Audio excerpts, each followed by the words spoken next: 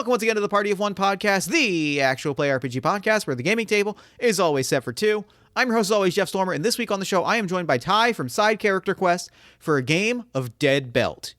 Side Character Quest is a fantasy podcast told as an anthology of tabletop adventures, each following a different character.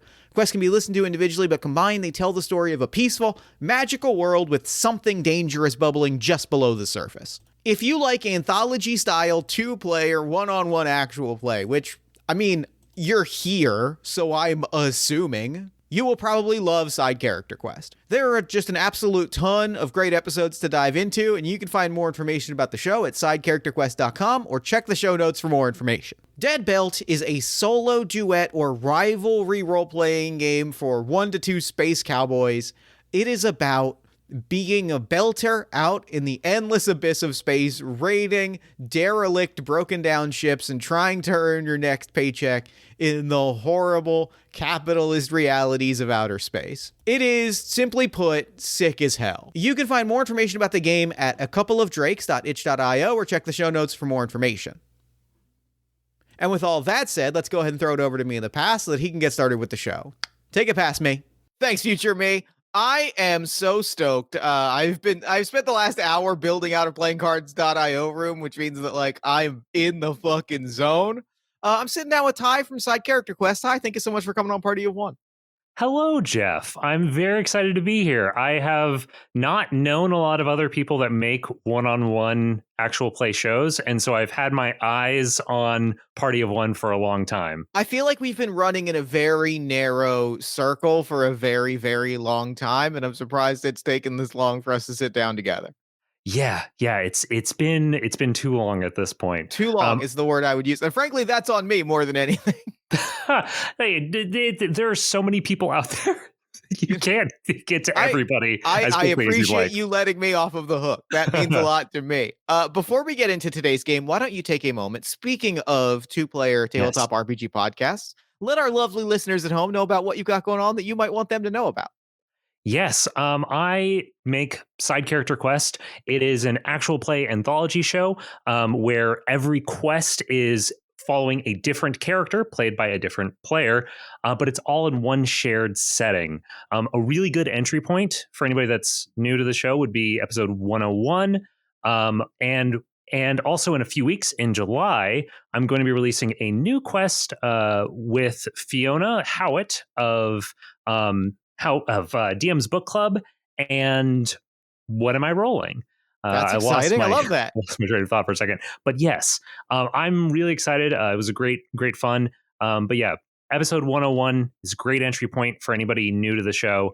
And I think if you enjoy two-person games, like if you're here listening to Party of One, you have a sense you're probably into it.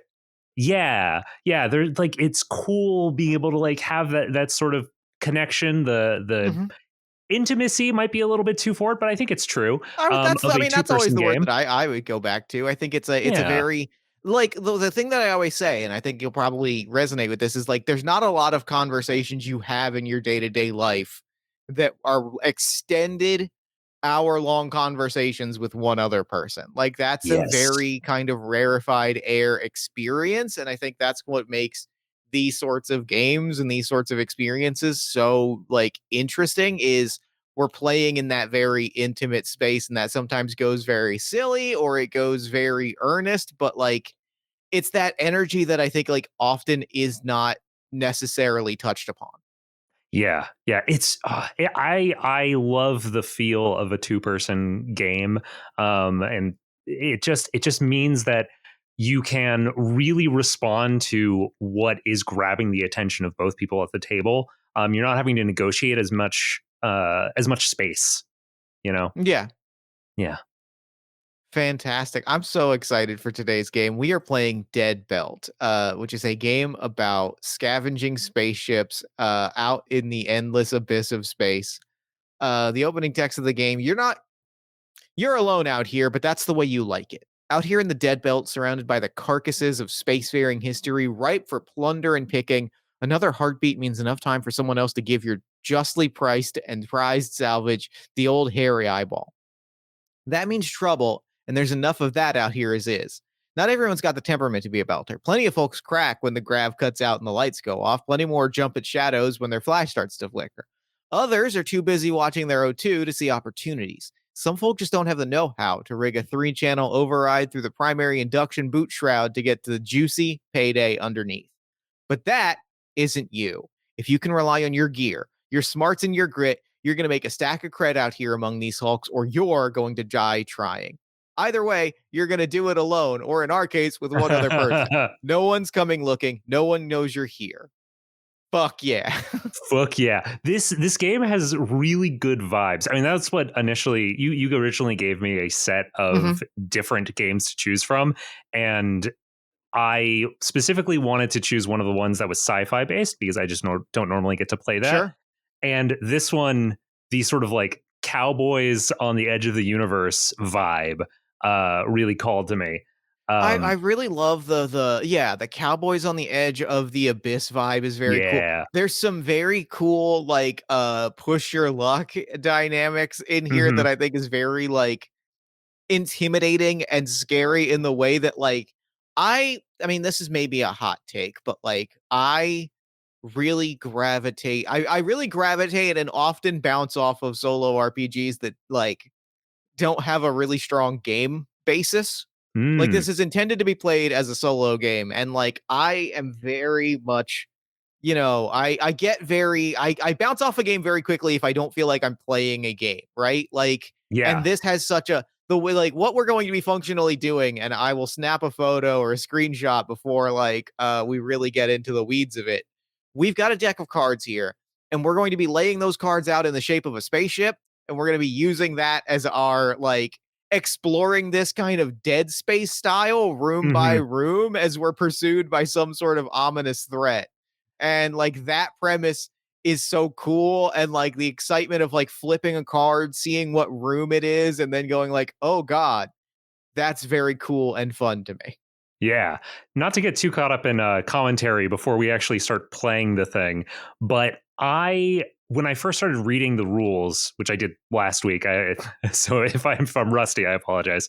But when I was reading the rules last week, I was initially intimidated by how gamey this was. I was expecting something that was more in line with solo RPGs I've played in the past, like Artifact, which I love Artifact.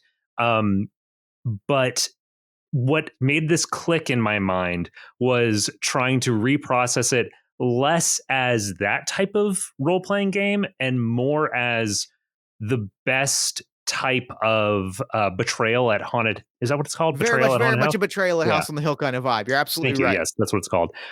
Where it's one of those things that you could play it very straight in the head. This is a board game, but I think that it rewards really engaging with it as an RPG, as like you're thinking of it from the perspective of a character.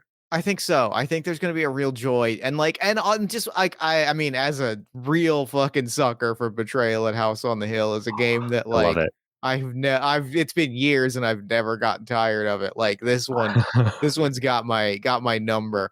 So let's go ahead and jump right in. I mean, we've got to make some characters. We've got to get to know our ship, get to know the place that we're plundering, and then we're gonna start to explore. Have you put any thought into the character that you want to play? There are some like initial kind of archetypes and kind of playbooks that we're going to be grabbing. Have you put a thought into like who your character is? I read through the playbooks last week, and when I was doing that, there were a couple that I was like, I don't want to do that. I specifically don't want to do what was it called? I think the Angel. Which is like the healer person. Or is that the Resc Tech? The Resc Tech, the rescue technician. I don't want to be that just because that feels very much like one that is built specifically for co-op. Yeah. And I kind of want to do something that's like not specifically built for co-op and see how that affects things. Yeah. But beyond that, I kind of wanted to see if there was anything gravitating towards you. And if there wasn't, I was just going to roll. I can't shake one playbook that I've been coming back to again and again and again. I like read through them and there's so many good ones, but the Void Rat, like somebody who is specifically a young person who snuck out full of dreams with one of their special moves I love being that. that you can sneak, that you're tiny and can sneak through vents. I am so That's glad you chose. You like that so one. fucking good to like that. It really something. I think the name Void Rat just like really got me, and like Yeah. something about like I've played. This is a Jeff backstory lore. The amount of like traveler character creation that I've done sitting in my living room. And there's something very exciting when when you roll up a character that was born in like the void of space, and like the idea of a character that was like raised on space stations and tiny hallways and is used to like crawling through vents and like half finished spaceship areas is it's got my wheels turning in a very big way. I love that because I was looking at it. I was like, I really want one of us to be the Void Rat, but I don't want to choose that one. There was some reason that it just wasn't quite clicking for me.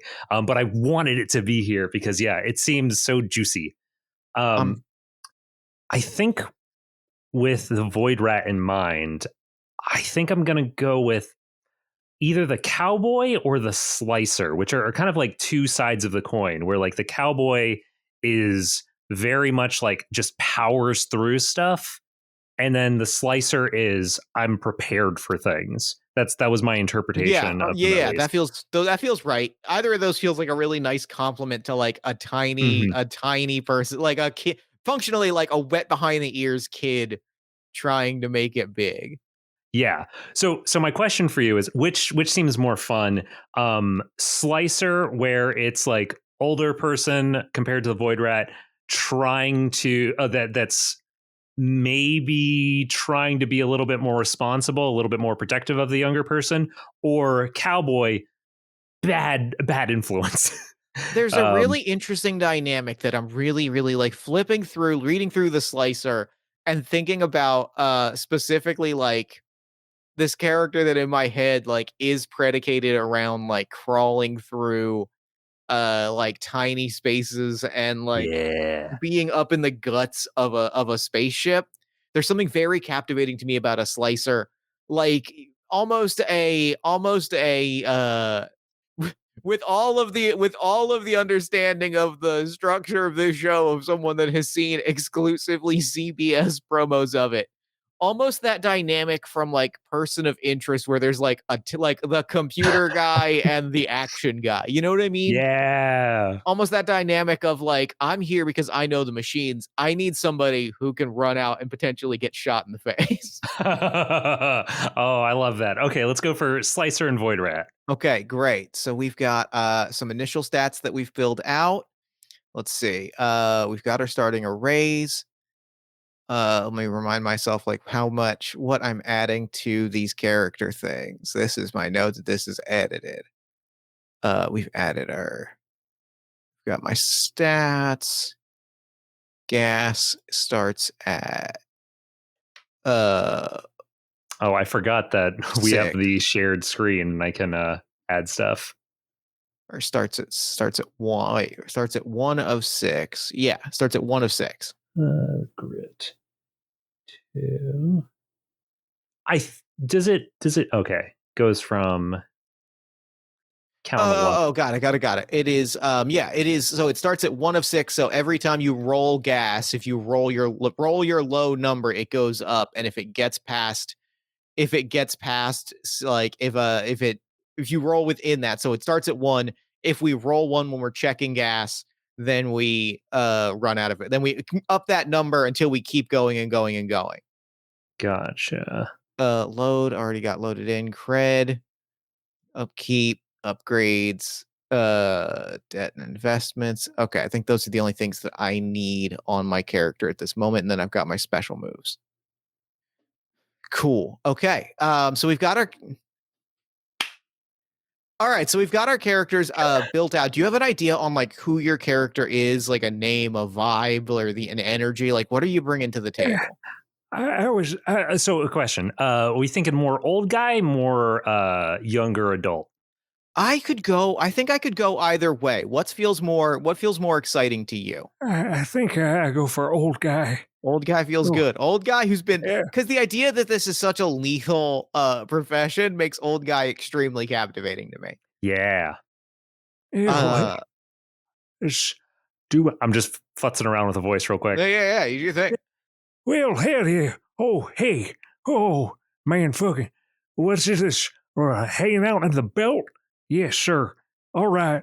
All right. I think that's where I That feels want. good. That feels good. Yeah. That feels very, very good. Just I making noises. immediately like hearing that voice snaps this character immediately into view for me. Immediately I heard that voice and the image of AEW's Orange Cassidy or Paul Rudd from Wet Hot American Summer popped into my head. Sunglasses are like the very critical element here of like hot shot. It's almost it's you know what it is. Those are the immediate reference points, but I've identified the deeper like character dynamic and the deeper reference point here. This is not Paul Rudd. This is Tom Cruise in The Color of Money, where he's like the hotshot young guy that like clearly thinks that he's God's gift to belt like to belting, who has like found an old like hustler and is like, teach me what you know so that I can eventually leave you behind. That's really good. I like that. I'm gonna go as far as a name, I'm thinking what's a good Quasar's a very good last name. I think Ooh. Quasar's a sick last name. I'm gonna go Ducks. DUX Ducks Quasar.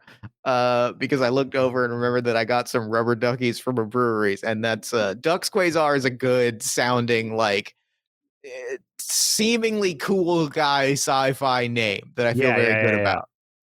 yeah. I will go for. I've had the first name Sign, Sine, in my brain for a while. Great. I feel great sci-fi first name. Yeah. Son. Hey, my name's Son. Just trying to feel out like what would be the sound that would come after that. Son. Son. Son. Something. Something I can't even remember anymore. Can I throw out the wildest Yes, please. pitch? Sign Quasar also has a very good ring to it. Sign Quasar. Name's Sign Quasar. And wait, so was your last name also Quasar? Yes. Quasar?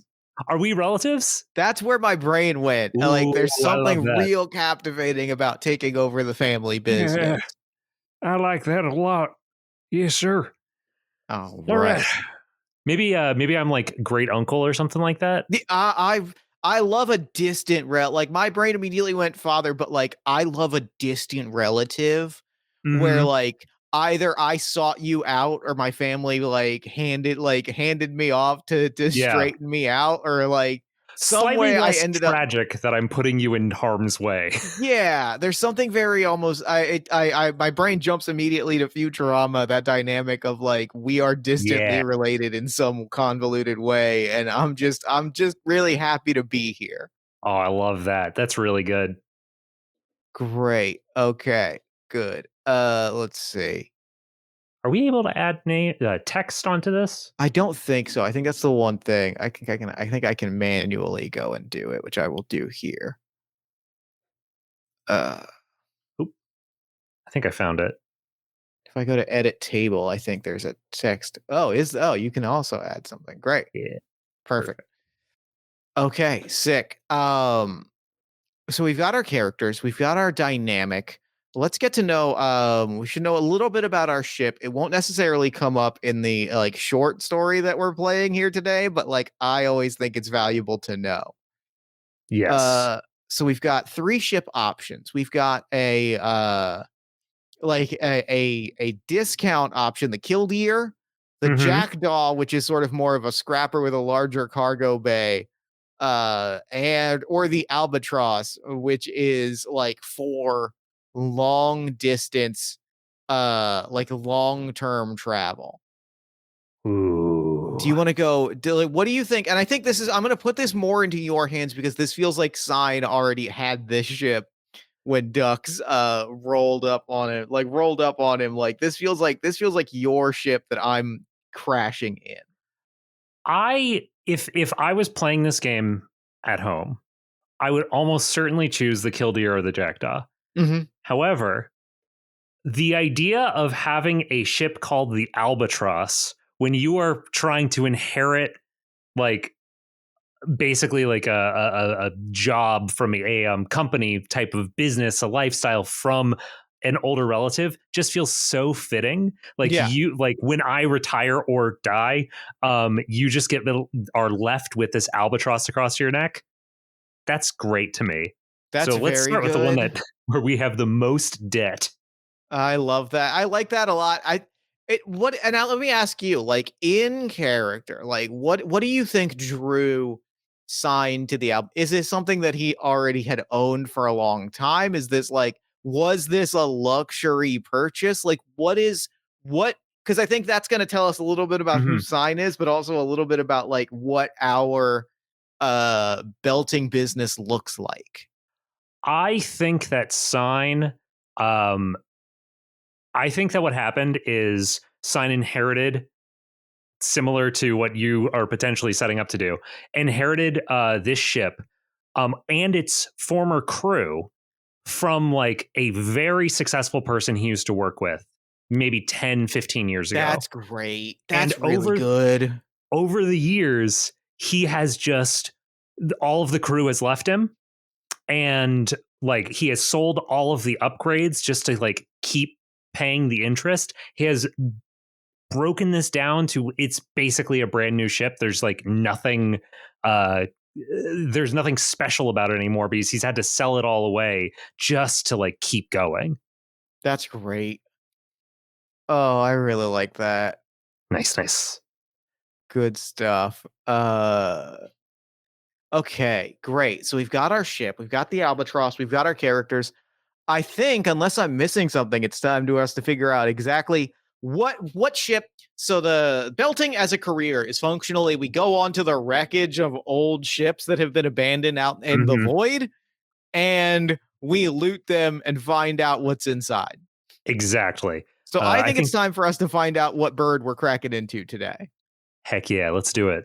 All right. I'm gonna roll for this, correct? Yeah, I'm gonna have you roll a d6. And then I will also roll a d6, and that will tell us the tier of the ship and also the specific model of the ship. Let me know when you're ready. Give me that d6 roll. 4. All right, and I have rolled also a 4. Great.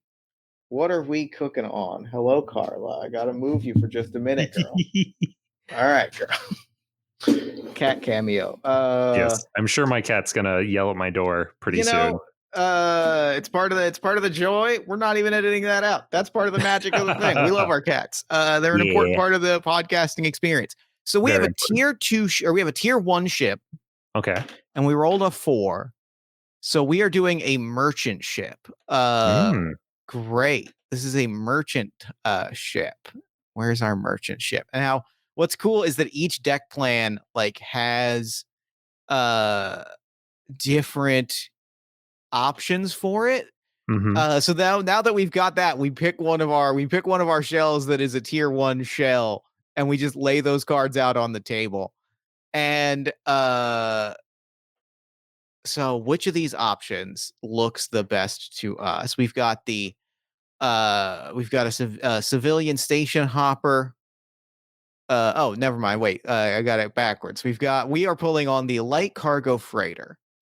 Oh, I see it. Here's our options. I'm going to start laying these out. We're going to start by taking our red and black jokers, and we're going to put these into a pile.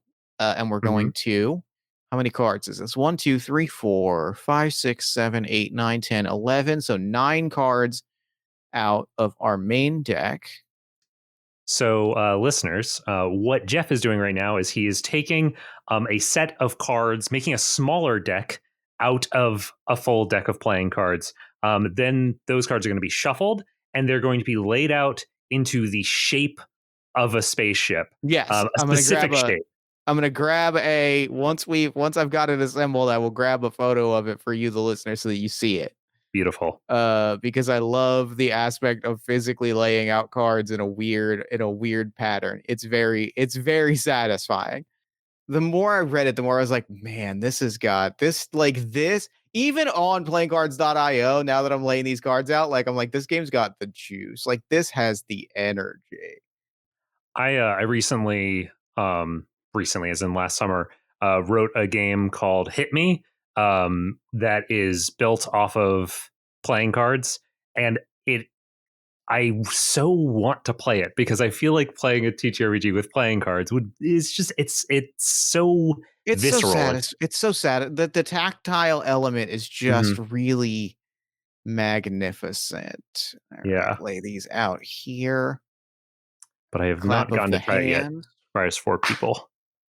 All right, we've got our ship laid out. We have our red Joker in front of us. I've grabbed a screenshot so that our lovely listeners will be able to see what we're cooking on. And our red Joker is going to be representing our airlock. Yes. And so we can choose where that lands, right? Yes. And so there is a chance that we blow up the payday, which is the thing that we're after, immediately upon landing on the ship. There is like a non-zero chance that is exactly what happens. All right. Where do you want to make port? Do we want to go from the back of the ship forward, front of the ship backwards? You tell me, old man. Well, I'd say you never want to approach an enemy from the front. That's a sign for bad trouble. You want to go from behind, ambush it. Back of the ship it is, it sounds like. Yes, sir. All right. Well, we've got a flip of the coin, left or right. Heads or tails? Are you actually you flipping? I got All right, I here we go. got a coin. You tell me, heads or tails? All right, heads. You pick, left or right? Oh boy, right. Right it is. Here we go. Okay, so we are planting our airlock here on the upper right corner. I'm going to be perfectly upfront with you. I'm glad that you're piloting the ship right now because I definitely thought that was the tail or that was the head of the ship. That's a great question. What do we're too late. We're already on our way. We've already committed. We've already committed. That is what we've decided is the tail of the ship. Worst luck is to face a bird and then turn tail. That's even worse than going for the head. Good idea. Good call. You're right. This is why you're the man in charge, son. Yeah. Okay, so we've planted our airlock. We have. I genuinely thought that was the front, but I don't think it actually matters. This is one of the things about the game that I think is fun is that you've kind of got this like interpretive, almost tarot deck layout, and then just sort of like pulling. Because I saw these 2-card row at the top. Listener, if you're looking at the image, in my head that was 2 thrusters, and I can absolutely see how you would see the back of that ship and also think that's 2 thrusters on the tail of the ship. Either of those makes all the sense in the world. It was reading into my brain like a biplane, like a prop plane, where the front was like a propeller. The part that you thought were thrusters, I thought was a propeller. But yeah, yours makes more sense. Incredible. I love this. I love it so much. God, I love games. I'm getting in the energy. All right. Now, remind me what we are. Now that we've planted our airlock, I don't think we roll for gas immediately. So there is a game flow cheat sheet on the very end of the book. So I've there just is. pulled that up. We've already set down our airlock on any one of the birds modules to begin exploring. So when you enter a module, so when we leave the airlock and go to the next thing, we check our gas. Okay, well we've each got a character token. I'm gonna take this one here because this mustachioed man looks like has sign energy. I have been picturing my guy with like a big beard, but no, you're totally right.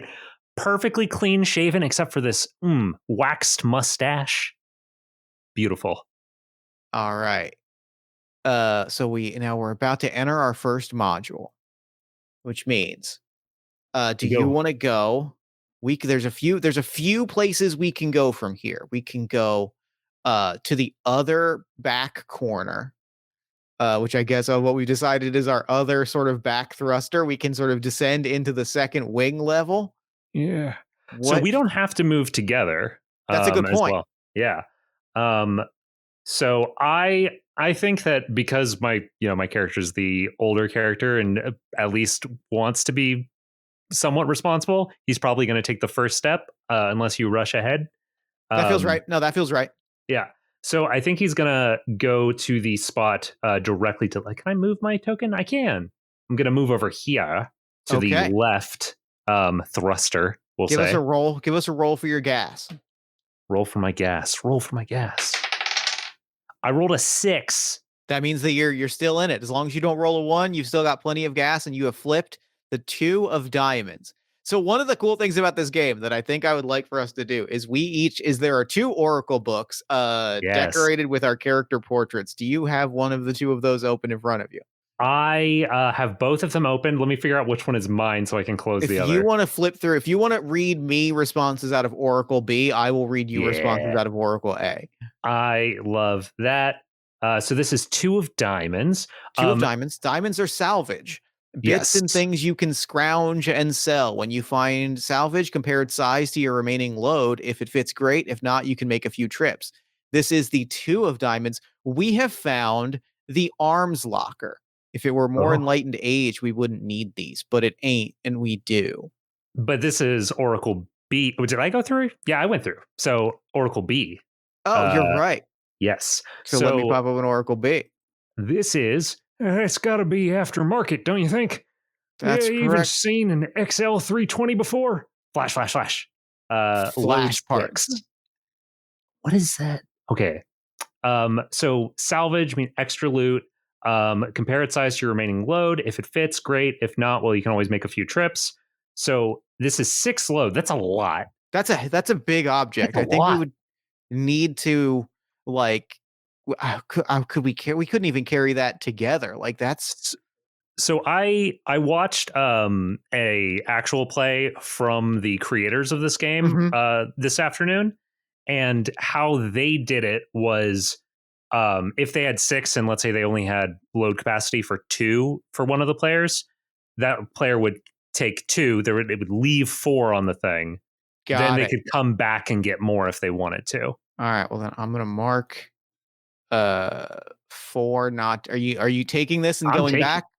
Yeah. All right. Then there are 4 notches remaining on the flash parts. And I've got 2. So I will actually move this to the Oh wait, bottom. I can take 3. I can take 3 loads. You take 3. You can. Yeah. Yeah. Nice. So I will take 1. I'll move one of those sorry. there. 2, 3. All right. So I've got 3 load right now, and on the next turn, when it's my next turn, I will move back over to the airlock. So you have grabbed all. You have loaded up with this flash equipment. This is very lucky. Great pull right off the bat. Yeah. Okay. I'm gonna roll for my gas and see where we end up. That's a 3. I already feel attention rolling this dice for gas every turn. That was immediately stressful, and it's as not stressful as it's going to possibly be. Okay. So now we're going to flip this card. What is the 4 of spades? 4 of spades. 4 of spades. Out of Oracle A. Fuck. Oh no, what happened? Oh no, the lights. Oh no. Dux walks into Dux basically sees you start to grab equipment and doesn't even look and starts walking down a hallway and it's just pitch black. Immediately all of the lights have gone out. Oh no. Okay. Gonna have to roll a d6 here. Okay, that's a 6. Great. That's a good immediate character beat. That Dux I mean, this is Dux's environment, right? Dux is born and raised in these sorts of cramped little space stations. Walks into this dark hallway. I rolled a 6 and just really effortlessly sort of cracks open a wall panel, right? Rips a panel off the wall. maybe even I think like God, there is some like uh extremely elaborate gymnastics that go into like spitting out a piece of gum in like out down through his like spaceship, wiggling it into his hand, like slipping it through like almost a vacuum sealed slit inside of his suit so that it's out, sticking the gum to like to a circuit, and then the lights flicker back on. I feel like Sign sees this down the hallway through one of the port doors, sees you doing this, and does the very classic like King of the Hill, that boy ain't right. Yep. Yep. Oh, that's very All good. right. Right. So it is my turn again. So I'm going to go back over to the airlock. How does that work? I remember airlock, you have to do something to like reopen it. Yes. I think. I'm looking that up right now. There's an airlock move described on page 27. When you return to the airlock, roll a d6. And then either you get in or something happens. All right, I will roll a d6. Okay. I have 4 excuse me. Because I'm a slicer, I have 4 gear, and so if I wanted to, I could use one of those gear to add 1d6 to my my roll. Yes. I'm not going to do that right now, but I could. 6. Let's go. We're getting lucky rolls at the very least, which is great. You're able to stow what you've got, and you can get right back to work. So you're going to take those 3 load, put them in our cargo. Okay. And then you can next turn move into a different room or come back to these flash parts and keep scrapping. Heck yes. Okay. While you do that, I'm gonna while you figure out your next move, I'm going to toss my load over. I'm going to move my load to the cargo section on the. Great. There it is. Albatross. There it is. I see it. I'm going to use one of my special abilities, actually. I've got an extra point of glow. So I'm going to flash some glow here and see what this room is. I'm not going down that hallway. I'm glad I did that because I don't want to go down that hallway. I can use glow. So we can use glow at any time to like flip an adjacent card before we engage with a module. Yes. And as the Void Rat, you have 2 I have instead an of the extra usual one. Yeah, so I can do that twice. So I'm going to do that one of my 2 times right now. Flip that card and see that I am staring immediately down a sucker hole. I think again, this is very Ducks. I'm getting a very clear picture of Ducks as like kind of like sticks gum on a wire to flip lights. Kind of like kind of even walking backwards, kind of proud of himself, almost walks, feels himself start to get pulled towards the void and goes, sucker hole, never mind. And is going to go in a different module room instead. Oh, man, that's excellent. That's another 3. Let's go here. Let's go. That's a 10 of diamonds. Let's get some scavenge. That's what we want to see. That's the best possible use of glow is what that is. That's awesome. These are filter units. It ain't glamorous. It ain't quick to fiddle them out of their housing, but these babies were what made life in the void possible. And there's still a little life in them too. Oh, I love the picture of Ducks almost slipping out of a crack in the ship, stumbling backwards, finding the oxygen tubes and going like, that's why we do what we do. That's excellent. Right. That's good. So I've added 2 load to my character, and I'm going to head back into that room. Excellent. I am going to. I'm already holding the airlock. I could use my turn, I believe, to hold the airlock open for you. Yes. I think. So I'm just going to do that. Yeah, I'm going to wait for you to come back here. Okay. I think then on my turn, I don't need to roll. That means I don't need to roll gas. I can just move these I can move these goodies into our ship. This is a hell of a haul, old man. We're doing great. It's like this every single time. It's never not been like this. Please stay. Well, hell, if it's this easy every time, this might be a full-time profession. Yep. I'm going to now that you're in the airlock, I'm going to bounce back. Which I have to roll for gas. 5, so I'm good. I'm gonna load up on my load. So I'm taking the last 3 things from that first room that I went into. Oh, accidentally clicked something bad. And now it is the end of my turn. And I will hold that door right back open for you, so you can slide back over without needing to use gas. We're working. This is a Thank you, good Hannah. dynamic we got here. We're doing really great right now. This is amazing. All right. And so I'm gonna unload the load. Okay. Wow, we have like almost filled up. This is almost a successful haul. I mean, other than the payday, which is still hopefully not been crushed by our airlock, and that we still need to do some scavenging for. Yeah, let's you know what? Let's fucking go for it, man. Okay. Let's see if we can make this a success. Which direction do you want to head?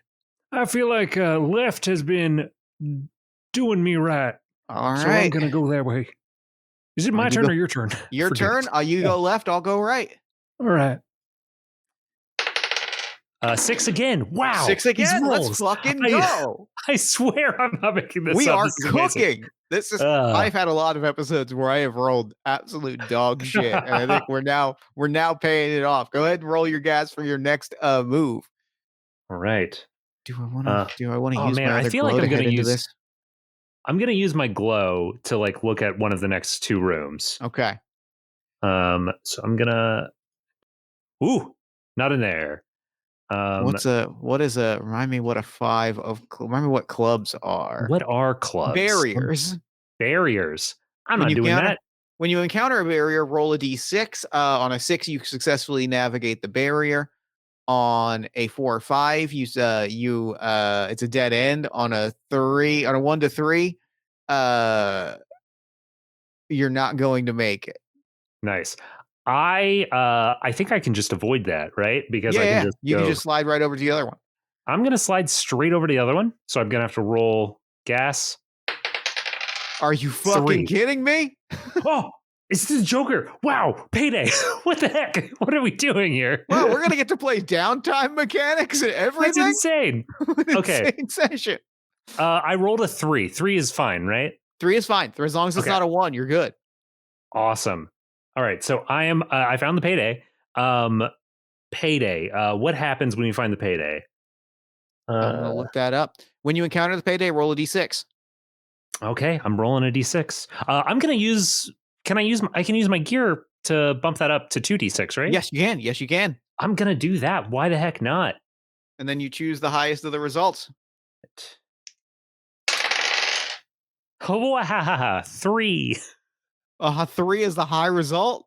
3 is the high result. What is that?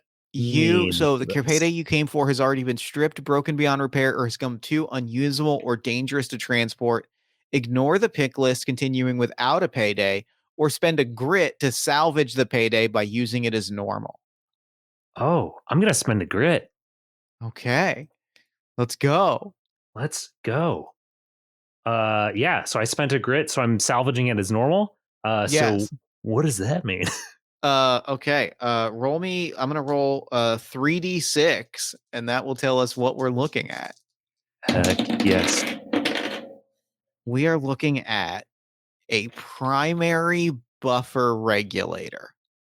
Yeah, this right here is a primary buffer regulator. That sounds expensive. If it is expensive, It's so expensive. It's probably more expensive than we actually have room for. I would assume. Am I correct?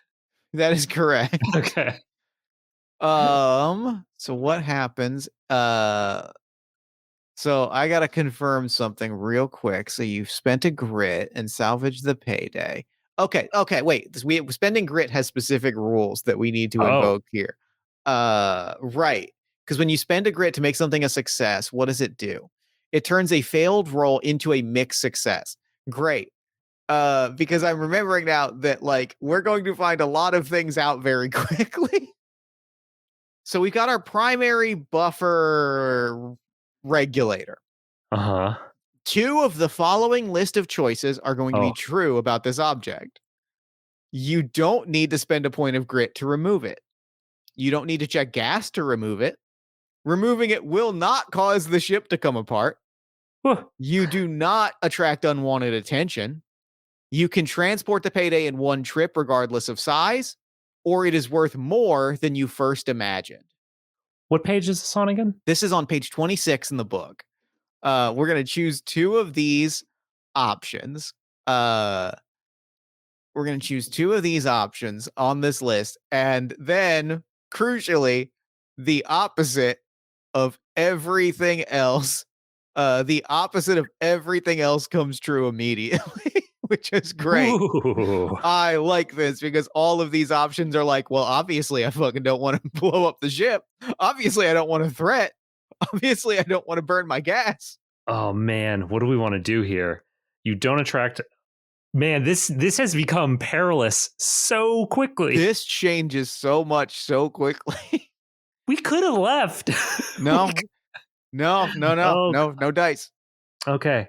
It's Why don't worth you more- you pick one and I'll pick one? Yeah, that sounds good. I know the one I'm picking. So I would need to spend another grit in order to remove it, right? That is correct, and then that would be your last grit, which would also trigger a threat. I'm gonna say you don't need to spend a grit to remove it. And then I have said it's worth more than you first imagined. So it is now 6 load, but worth 6 cred. Whew. Get these cred on here. Ruh-roh. Uh-oh. Oh, I grabbed the whole stack. That's why. 3, 4, 5. Grab one more of these guys. Okay, so this is worth 6. This is now worth 6 cred, 6 load. But we only need 2. And then we'll have Well, our cargo filled out, right? So actually we have our cargo a third of the way filled out. Each subsequent tier unlocks the other smaller one's cargo capacity. So our cargo capacity is 30. Oh, wow. Okay. So I But thought that we were at crucially- 8 out of 10. but Crucially, no, we have, I think, 7 debt. Like we are in the fucking red. Yeah. Because 7 debt is worth 70 cred. Yes. I'm explaining to audience, not to you. Just so you know. No, I got you. I got you. Cool. Oh man. Okay, so that means that if we activate this thing, the following things happen. You're going to need to check gas to remove it. You're going to have to roll the shipbreaker move. We're going to generate a threat, but you can carry the entire thing in one trip. Yeah. Or no, you can't. You opposite. have to make multiple trips to get it to your destination. Yeah, if we want the whole thing. Which would only be two trips because I've got a lot of load. Yeah, you've got more load. Okay, so that means we immediately the ship has to immediately come apart, and the threat has to immediately arrive. That Right? is correct. Oh boy, oh boy. That is correct. Let's see what happens when we activate the threat. And I will pull up the ship breaking apart. Great. Like- I'm glad that we specifically said it's going to be all the things that make the scariest and most terrifying options immediately. We all know. I that really that's- wanted to see how it changed things. This is the problem with playing the game for the first time. You're like, I want to know what the cool stuff is. And honestly, I'm very glad we did because it did immediately up my stress level Yeah. so much. Okay. Do you want to roll a shipbreaker move first, or do you want me to roll the threat move first? Ooh, let's do the threat move because I think there's some situations where something would enter the ship, Okay. and I'm interested in seeing, what will happen, whether we get trapped with a potential threat or we get saved from a potential threat by the ship breaking Okay. apart. So at this moment, we hear a crash. We hear a crash upon the ship. We hear like a distinctly familiar sounding like latching noise, like hooks hooking onto the side of the ship. Oh man. People are making an entrance. We have been greeted by rival scavengers. You seem like a good sort, Belter. That's vanishing rare out here. There's plenty of Belters who'd come to blows with you over the juicier birds, and it seems like you've got a bunch of them on board with you right now. Keep your wits and get your payday before they do. Can we say that these are the crew that I inherited and then Oh, left that's out on great. their own? Yep, for Yeah. sure. 100%. Oh man, not again. All right.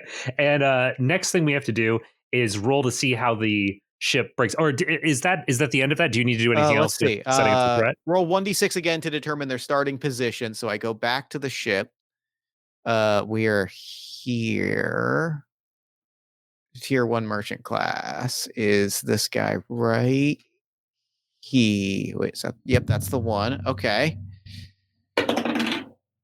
They are entering. Where are they entering at? They are entering at, I believe, point. Oh no. Oh, no, buddy. where? Oh, buddy. No. Oh no. Oh, no. Buddy. Oh, buddy. no. Oh no. Oh, buddy. Oh no. They've Is entered it 3?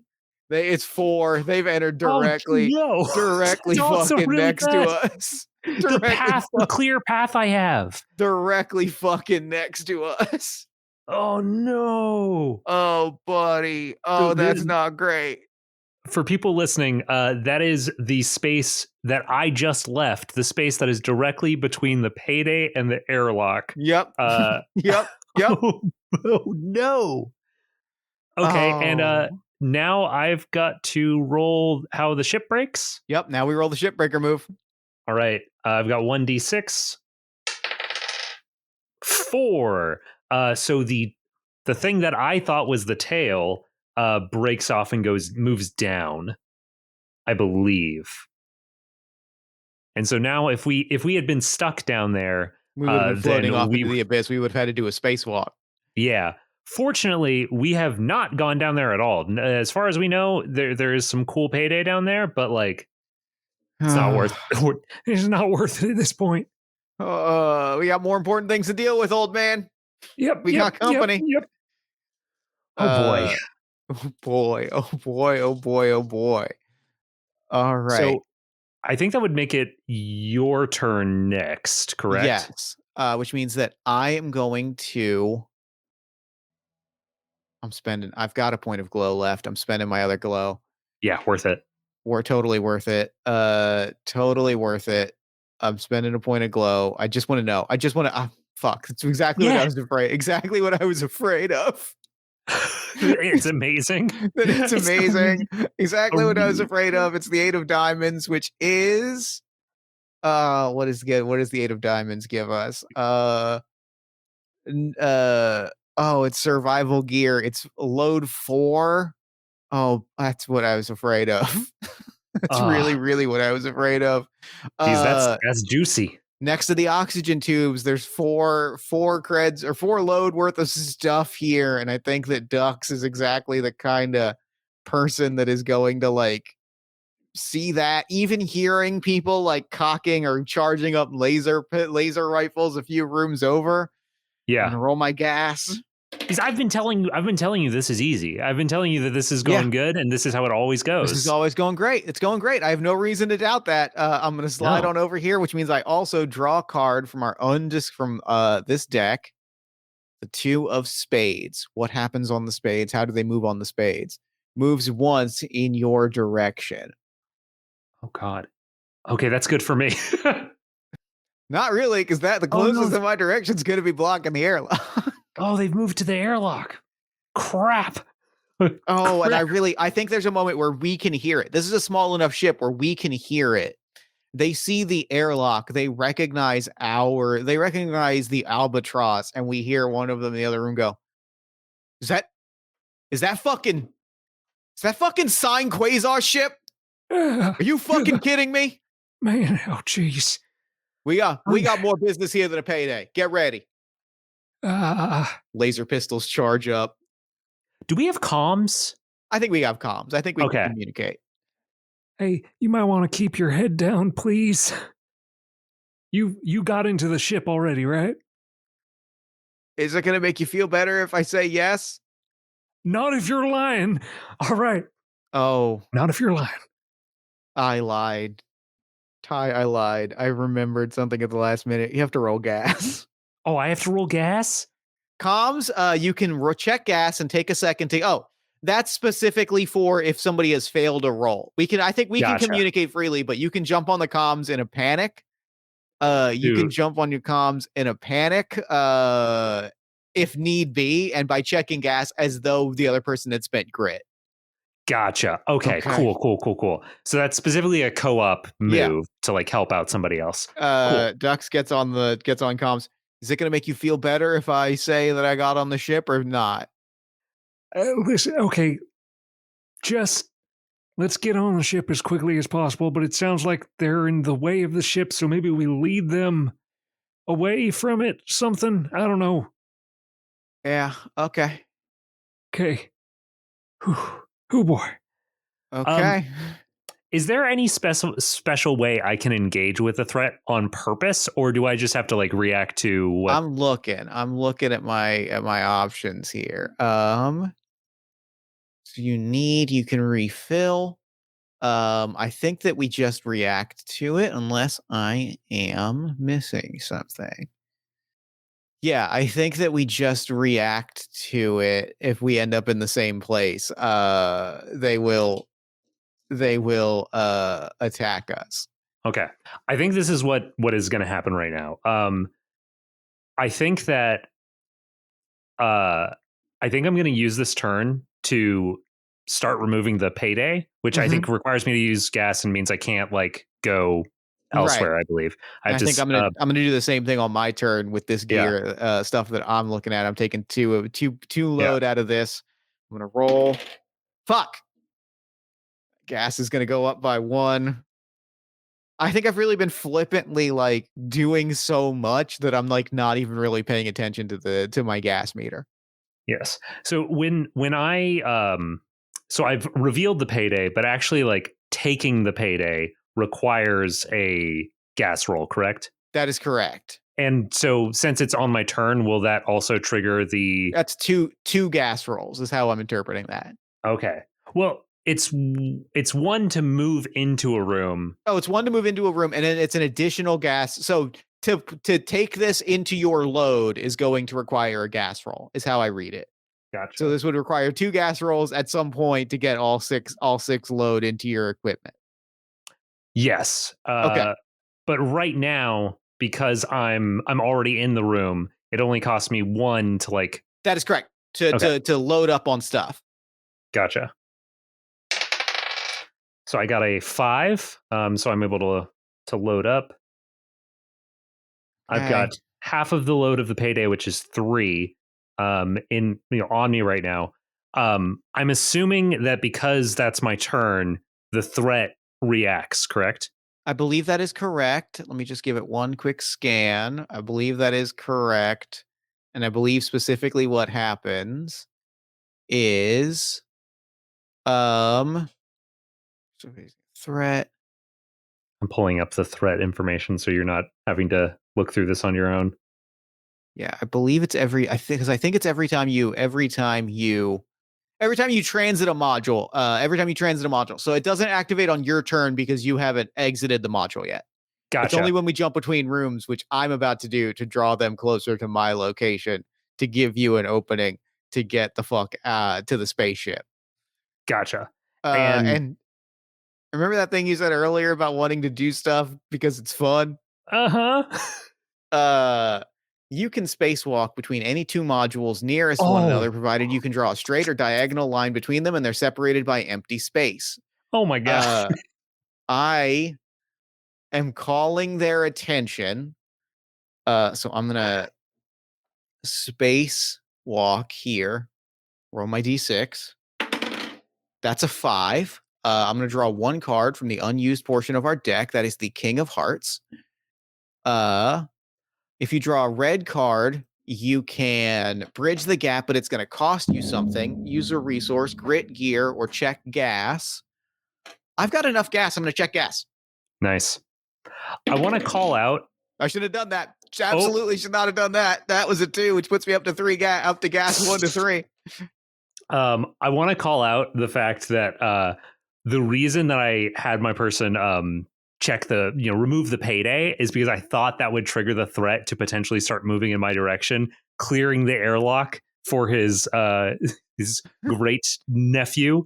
And I love the idea that, he's making all this noise, doing all this tech stuff on one side of the ship, and then you just like blow out a window and go for a spacewalk, and then all the people, the people that have just boarded are like, "What's that?" and completely go in your direction. And so then I have to roll gas a second time because I'm arriving at a new module. Oh gosh.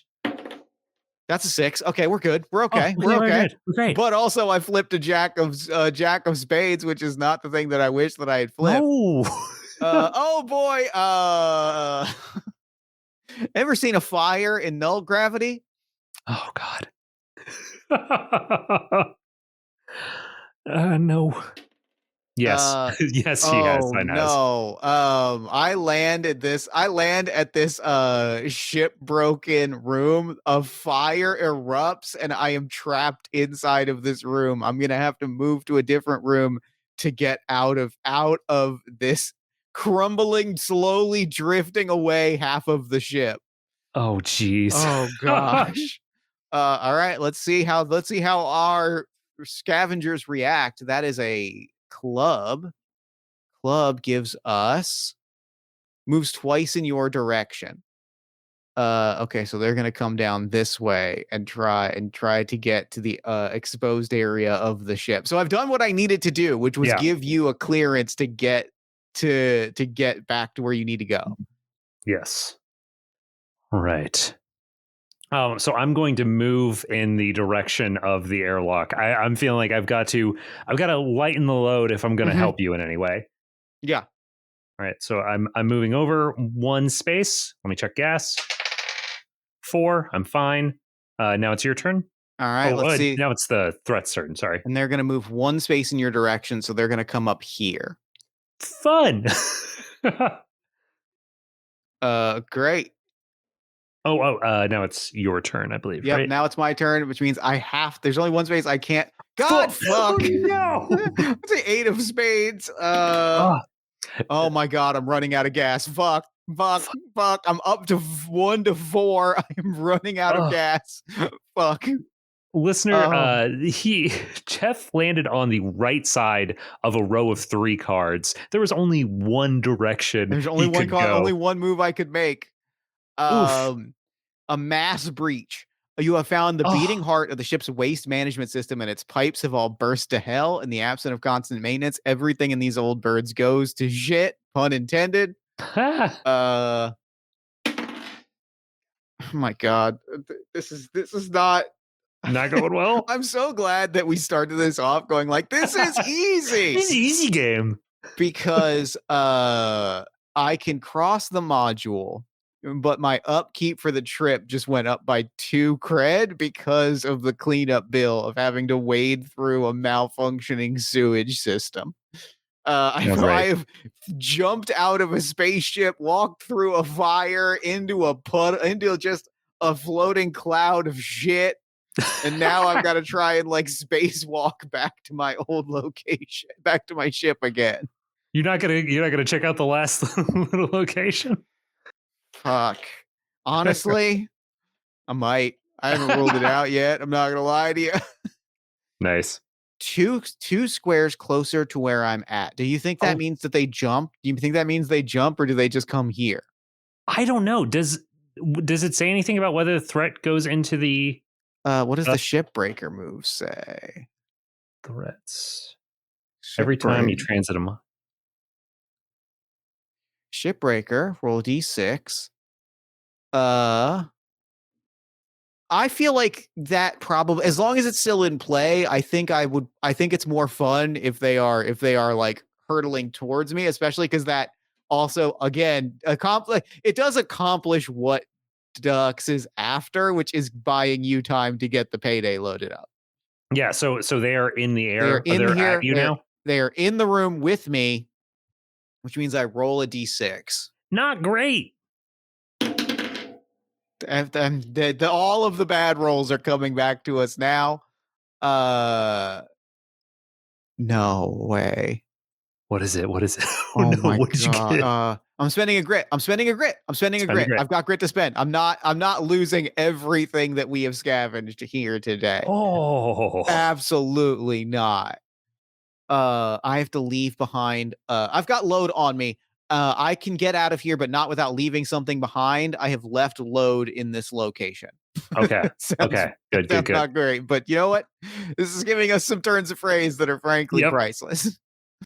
I have to like leave some of the like survival equipment here to distract them while I sneak off, which means it's back to your turn. Awesome. I'm going to move over to the airlock. Moving to the airlock. I don't roll gas because I'm moving to the airlock. I just roll to open you have the thing? to roll to open the airlock. Yeah. Okay. There's like an airlock move. 4. Okay, so that is a mixed success on the airlock move. It's page 27. Choose one of the following options. One of the nothing parts in your airlock burns out. It'll take a cred to fix and increase our upkeep by 1. You'll need to improvise a storage solution and spend a gear. You'll need to take some time to get things stored and check your gas. Or the airlock gives a lurch and tears away from the ship. You're done for the day. Oh, not that. I'm gonna. I think I'm gonna spend a gear. I've got 4. Now I have 2 Okay. left. Yeah, just spend a gear. I'm doing it again. I've got a clean shot. I have drawn them away.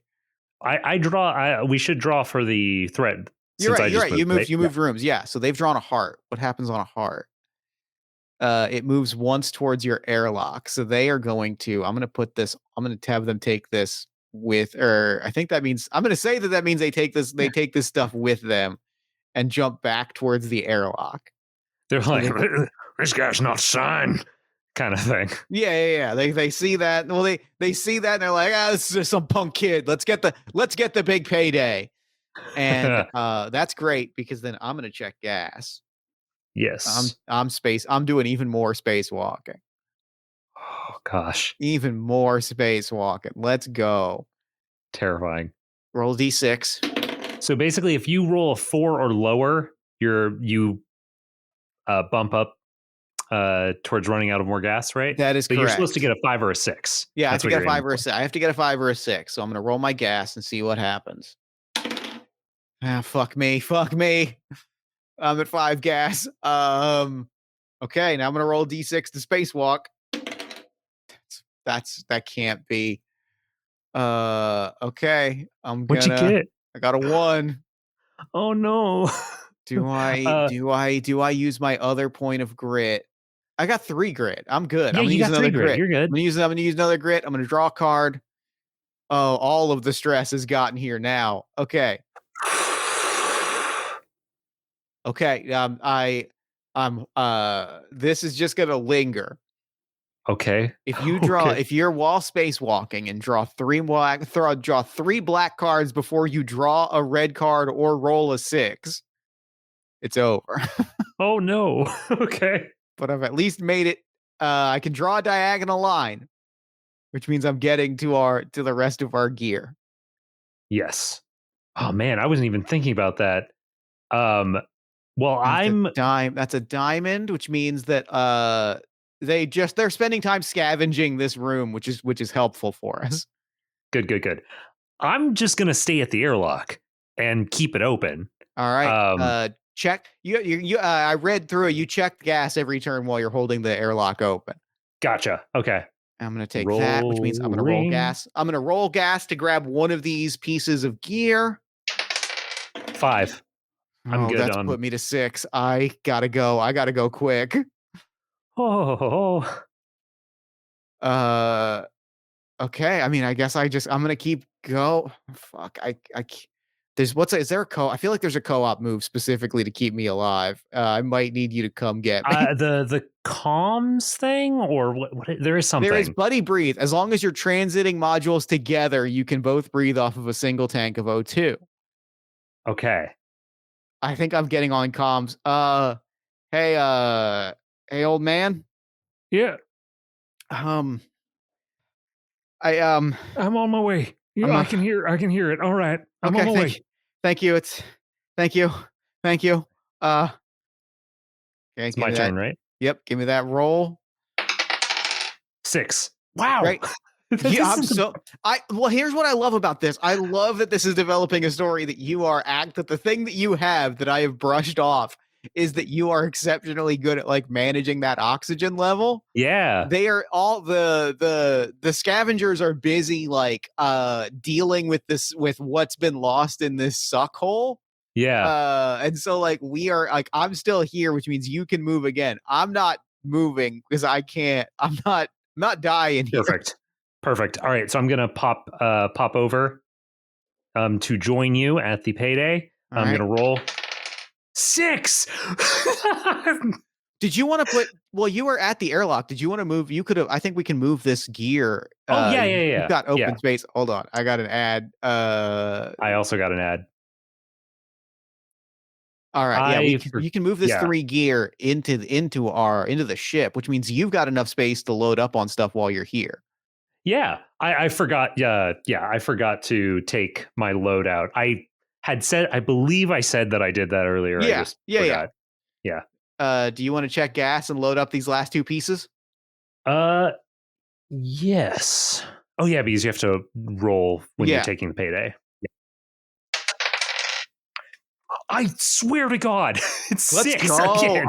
You're better at managing oxygen than I am, which means that now we're gonna move in unison because I'm moving with you, which means you're gonna roll for gas twice every time we shift rooms.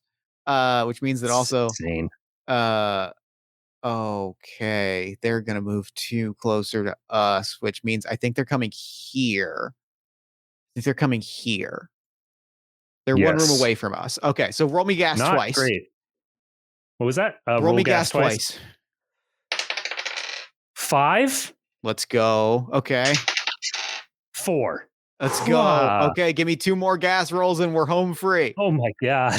Do we have to open the airlock as well? We do. Yeah, I can open the airlock. If you roll me, actually, so yeah, we don't need to roll gas. Just roll me a d6 for opening the airlock. I just rolled a 2. Okay.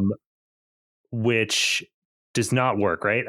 I could spend gear to make that so that I could roll 2 dice. Yep. Okay. 2. Okay. All right. Uh What else can we do here? So that means that we're going to choose 2 of the following options. We can make it a costly fix. Here's the thing.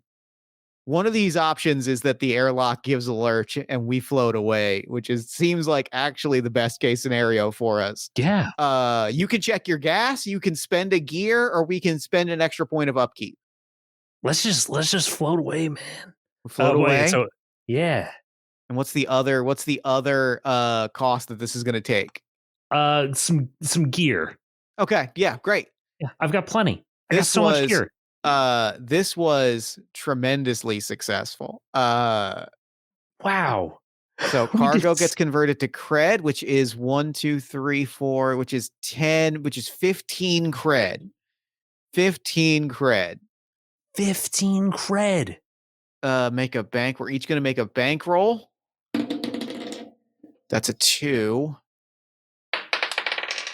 3.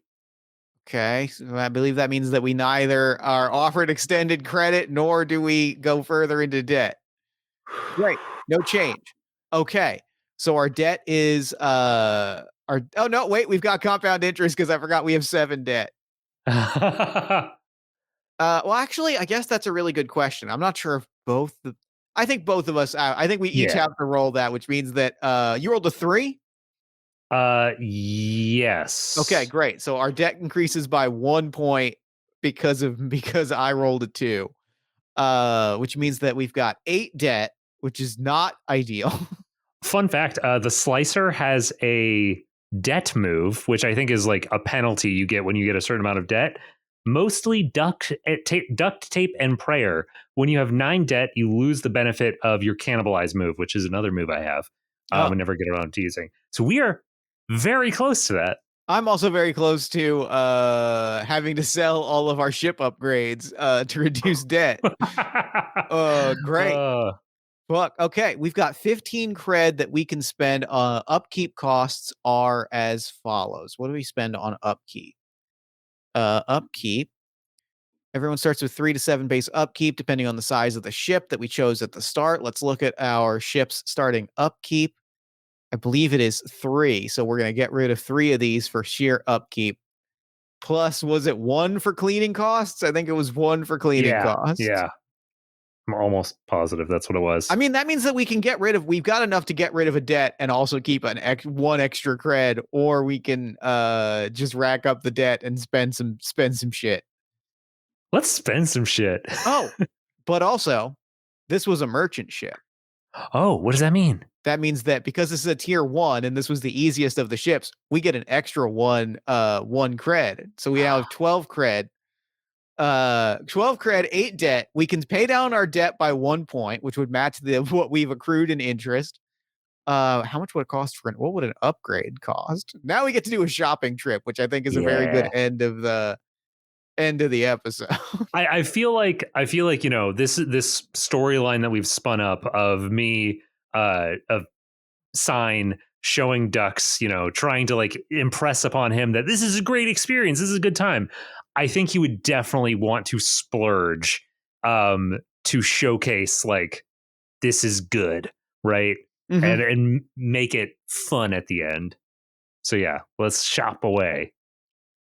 What would a shuttle get us? What could we get from a shuttle? That might be a really useful thing to have. What page is that on? Shuttle is on page the list of upgrades and services is on page 51. Shuttle takes us to page 55. I think like it's expensive, but I do think that given what Dux went through, I think it'd be really nice to have a shuttle. It would also be really nice to have improved comms because we went through some shit and we were kind of running wild. There's a few options that we can work with here. How much do these? Oh, and it says how much they cost on 51, like you said. Shuttle is 10 cred, and we have how much at 12 total? We have 12 cred. Ooh. That's Shuttle feels a little rich for my blood. Okay. I don't know. What are you feeling? Improved comms would be immediately useful for us. Like that would be immediately useful for us. That would allow us to it's our co-op specific thing that would allow us to check gas and add an extra D6 to defeat a problem as though we spent gear at any time. So like that would put us in close communication at all times, which might be really, really useful. Yeah. I like that a lot. And then we have enough for like something else that costs 8 cred. And there's a lot of things that cost 8 cred.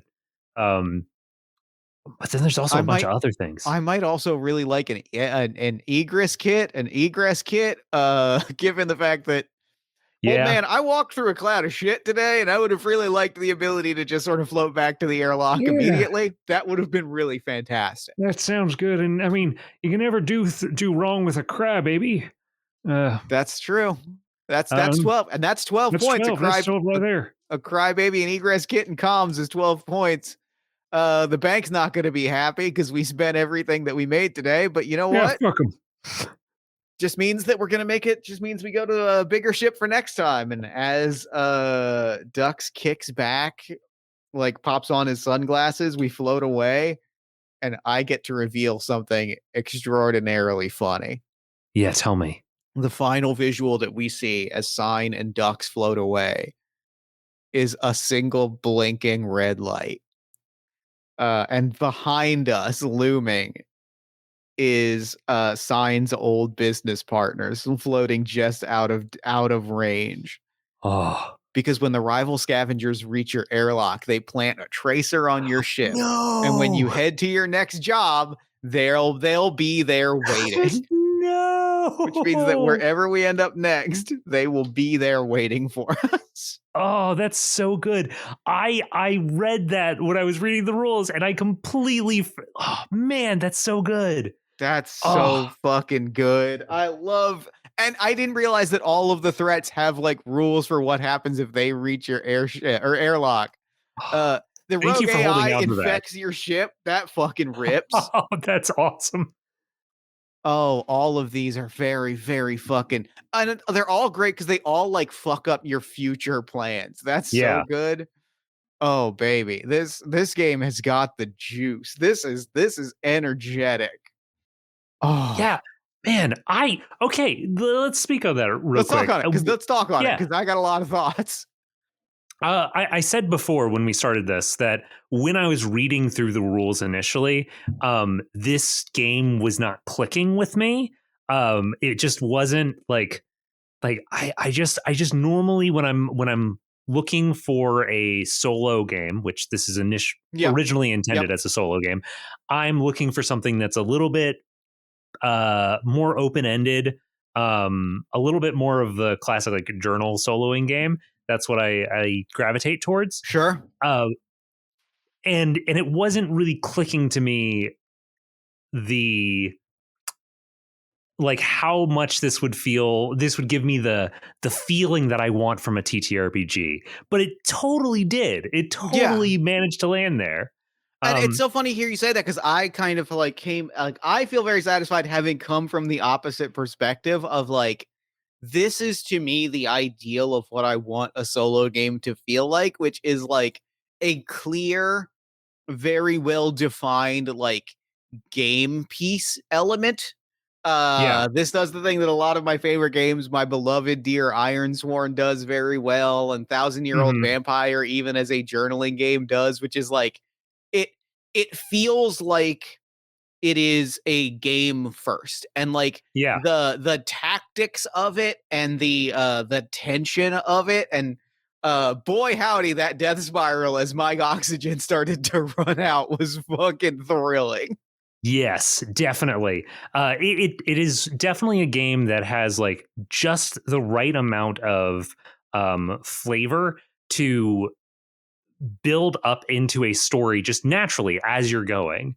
The Oracle decks, I think, were pretty solid too. I liked that. The Oracle decks, I really like. They pop. They really, really popped. The experience of the joy. I think like the moment that really like hit me was when we flipped that Black Joker. Yeah. And found that payday. The immediate excitement of like, holy shit, there's the payday. Like we found it, we didn't break it. It's not buried under our airlock. And then the sort of like, I would say dawning dread is the word I would use at looking at all of the options and going, oh, fuck me. Yeah.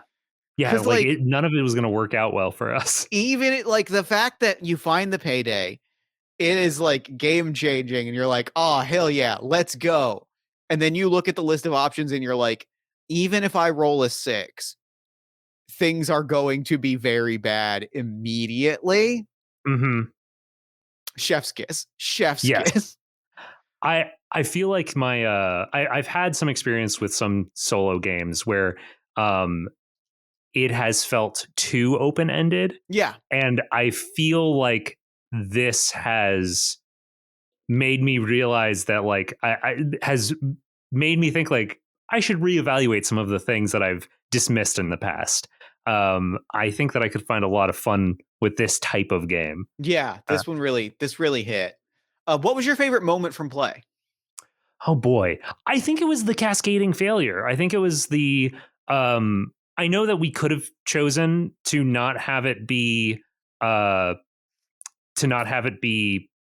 break and a threat happening, but I really liked how that worked. I did too. I really liked the feeling of, oh, the ship's gonna break and a threat is gonna be here and we are in a corner. All of those things in a row, really satisfying. And I really liked that your decision to well, maybe this is in the rules, I don't know, but I liked that we divvied up that choice. So if either of one of us had wanted to be more protective of the situation, we could have done that. Yeah. But we both just like leaned in. We're like, let's go for the excitement of this. That was fully just I saw two options and I was like, it's more interesting if we split it up. But the way that worked was so satisfying, and it kind of gave that sense of like, even if both of us had played it very close to chest, we still would have been in a like kind of a really bad situation. And there's something really satisfying about that. Yeah. Yeah. Oh, this game ripped. This was a real joy. Thank you so much for playing this with me. Yes, thank you for having. Wait, I want to shout out one other moment. Oh yeah, please. A bit of strategy. I really loved the us on opposite sides of the ship and sort of drawing the threat back and forth between us. That was so good. That felt so good. That felt really satisfying. Like that was really like good. And like that got into like the really tactical feeling of like, oh, like we're in it and we are like, it pulled me out of, I guess, the role play of it, but like the tactical joy of it, it felt like what I get out of like tactics map based like trad games is like being like, well, if I move here, I can like that. The domino effects there were incredible. Yes, definitely. Oh, this ruled. Well, thank you again. Where can people find you and your work online? Yes, you can find me wherever you listen to podcasts at Side Character Quest, or by looking up Side Character Quest, or you can go to sidecharacterquest.com. I think what I'll recommend for people is a couple of years ago, I did a Halloween episode of what's it called? Don't Play This Game. I did a Halloween episode of that. Which was very, I don't know, it's very fun. It's very cool. So go back, find that episode. It's maybe, you'll see it. It's well marked. I'll have it in the show notes. Yes. And alternatively, like I said at the beginning of the episode, episode 101 in our archives is very welcoming to new listeners. So definitely check that out. But yeah, Side Character Quest at SCQ Podcast on Instagram, or sidecharacterquest.com for just general stuff. Fantastic. Well, thank you again. This was an absolute joy. And for now, I'm going to throw it over to me in the future so that he can wrap up with the show. Bye. Take it, future me. Thanks, past me. And thanks again to Ty for coming on to the show. That game was incredible. I am blown away by what an absolute joy that experience was. That was so extremely cool. It was this great mix of storytelling and also like tactics games and like a beer and pretzels experience. Just all around a joy. I had an absolute blast. Be sure to check out Side Character Quest at sidecharacterquest.com, and be sure to check out Dead Belt at acoupleofdrakes.itch.io.